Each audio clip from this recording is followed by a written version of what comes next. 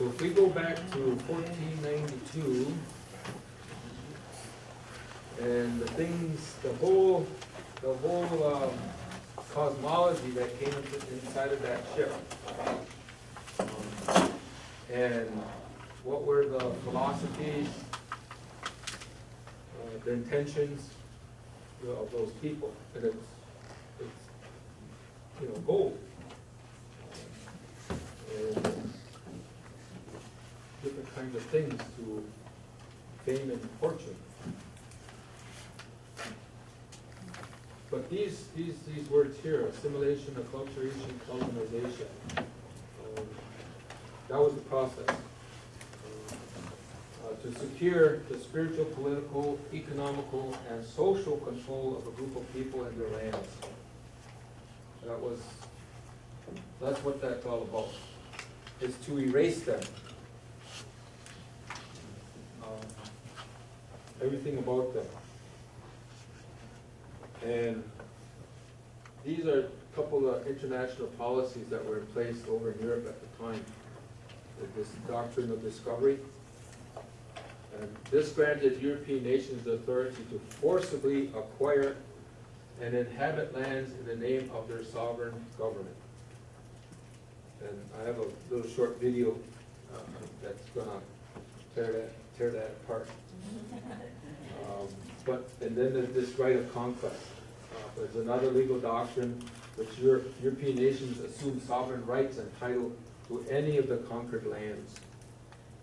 So that's why they stuck their flagging around. That's the sovereign government that they represented, the king and queen, Well, no, this is their land, and whoever inhabited that land at that time was disowned.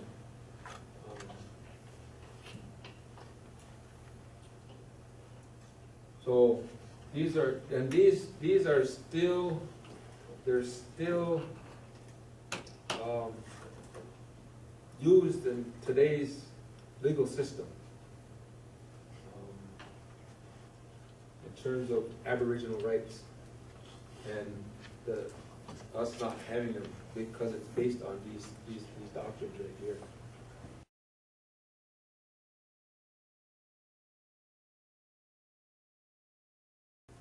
There's others. There's a bunch of them, and this is a nice short one, I thought. That was a good one. That kind of made a whole lot of sense.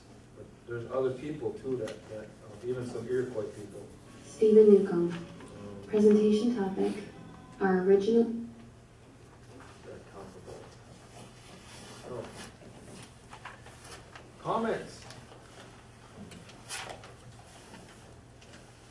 I guess for me, going by what you learned in high school or just school in general, you don't know none of this until you actually start seeing some of this stuff or hearing about it or going, and all the things that I've been learning in the last 5 years, going through the cultural stuff that I have been, it's really opened my eyes to, I always used to just think of Oneida as us, or Native Americans, indigenous peoples of the United States. I never went beyond what happens to the tribes in Africa, or Belize, or Brazil, or, that they're all facing the same thing, and I guess that just the outcoming of, and teaching people the real truth of what had happened to indigenous peoples in general anywhere in the world has really opened my eyes to see that,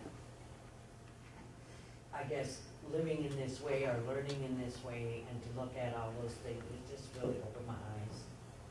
Yeah. So we get all the national force back then, it's gonna have to use it back in. I think one of the things is sometimes we think that we're the only ones that happen to, and to me that's what it seemed like, because I didn't know what happened to all those other people out there, but it just feels like it just was us that that got the bad part of it, That's what I think anyways. I think it shows a very interesting struggle that we have, that a lot of people have been pushing through and fighting for us. When you look at a history that even starts referencing as early as, 1340. You've got a culture and a nation they have their written languages, and there's a certain level of permanence to what they do, and they have these years and years and years of religious and governmental legal systems and teaching that out to their people. Where we have our legal systems in our tribe. We had them even back then as well, but we didn't have we lacked some of that permanence because it was all spoken and passed down and through wampum beads, and it's a little more esoteric and imagery based, where you don't have that strong parsed, dissected legal language. It's just interesting to me trying to reconcile when you look at our 4 R's really, respect, responsibility, relationship, reciprocity, and then the struggles that we have as tribes, as indigenous people, to the corner we've been pushed into now is we need to be able to educate ourselves and create a system where we're creating people that have the language to fight for our rights when we're talking about all of these hundreds of years of legal precedents that we have to overcome just because of the history now. So, yeah, that's why. Can't be done. Go Randy.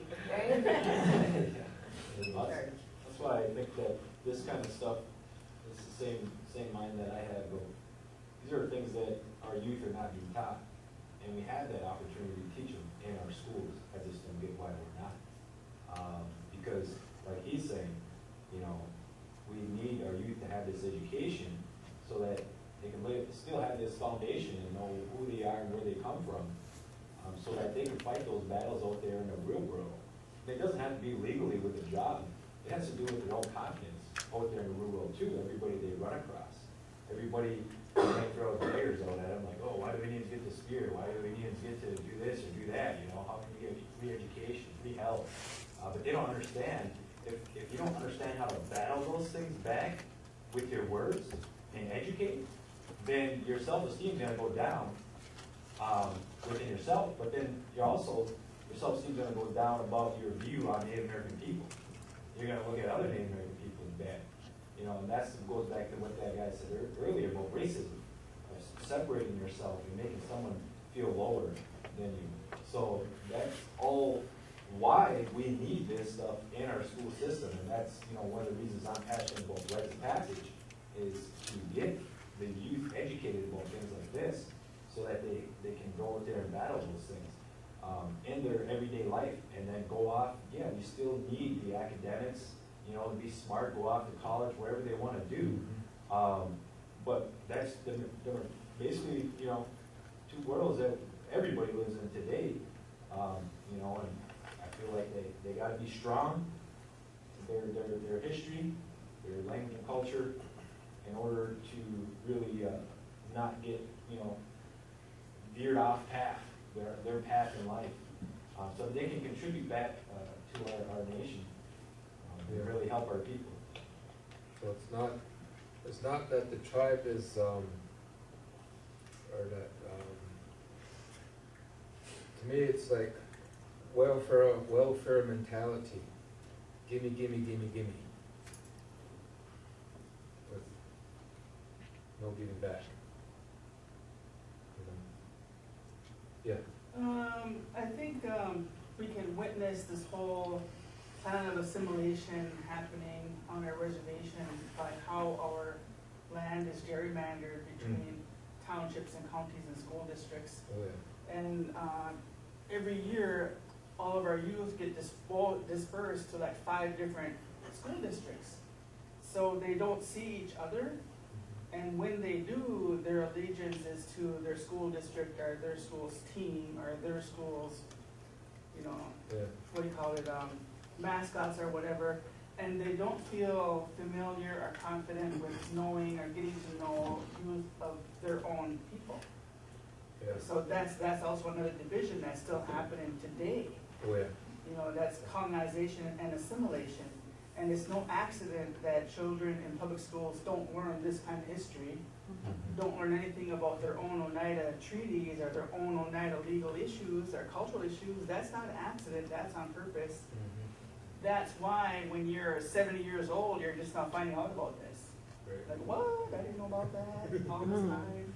You know, that's not an accident. That's on purpose. That's a theft of our cultural identity and our history and who we are as a people. That's what they intended for how many years now? I mean, thousands, I'm going on thousands, hundreds, hundreds of years that was the plan. So that's one of the reasons, that's one of our kind of guiding principles in the MOP program that Jara and Dustin are engaged with. That's what we're doing with the MOP program and with the arts program even. We're bringing these youth in from all the different school districts to know each other and to find fellowship with each other. And we feel that that is also part of nation building, is bringing our youth together. Yep, yeah, it starts with the little ones. So, one thing that I'll say is that it is changing, small changes. This year, my daughter's in 11th grade. Their unit was Native American genocide. They actually used that word, genocide. So that, They're being real. yes, so that tells me that there is some small changes, small, but. I think there's an opportunity out there as well. We have the Yes Advocates, we have the Title VI workers that, you know, are through Act 31 that go to all the public schools for Oneida or Native American students. I feel there's an opportunity there that there should be some sort of curriculum that the Title VI and Yes workers are doing, which is basically this, so that they can still reach those youth and educate them about these important things and give them that strong sense of identity. There's opportunity there. The thing is that it's not just Native people, that indigenous people that don't know this stuff. It's everybody. Yeah. I mean, we have to educate the non-Native just as much as our own. And that Act 31, you know, I've done a lot of that and get called, you know, all schools all over the place to come in, you know, for that 1 hour. Yeah. So 1 hour and try to teach them, you know, 10,000 years of history in 1 hour. You know, you can't. You just give a little bit of little taste. That's all you can do. And that's all they get. A lot of school districts, that's all they get.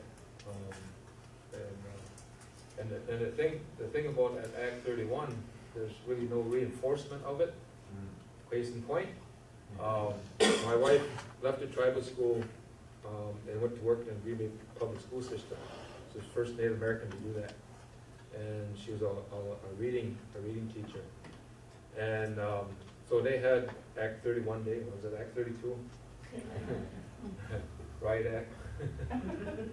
And so it's I believe it's 3rd and 4th grade that they do it. Then later up in middle school.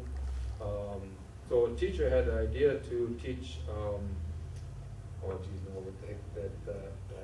Peter Pan.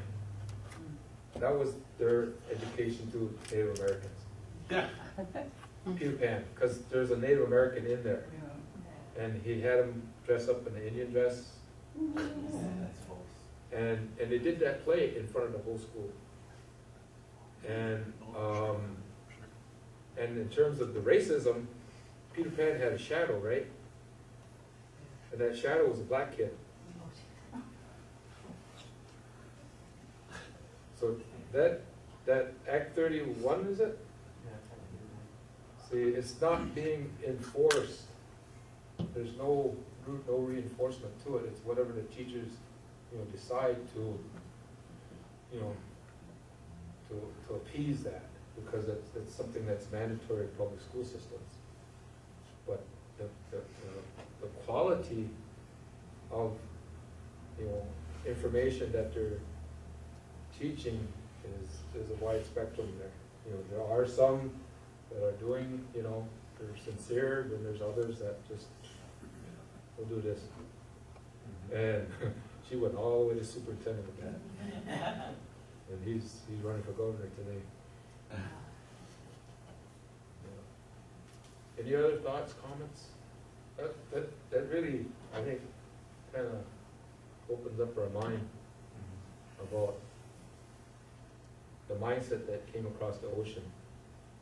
That was a really good,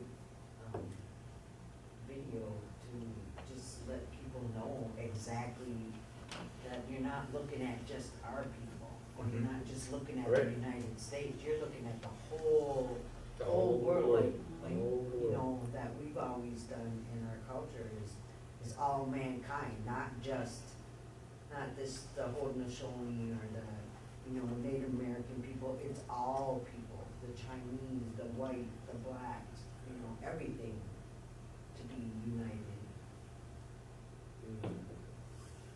Yes. Well, another scary thing is that it's still going on today. Oh, yeah. In Australia, the indigenous people there, miners are killing them. It's still going on today.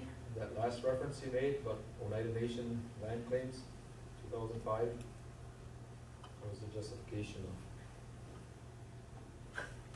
not acknowledging, you know, what New York did, all those treaties there. We take about Enough. 10, Is this being taught in our school, Oneida school? I don't know. I can't really say if it is or not. I don't know what the curriculum is.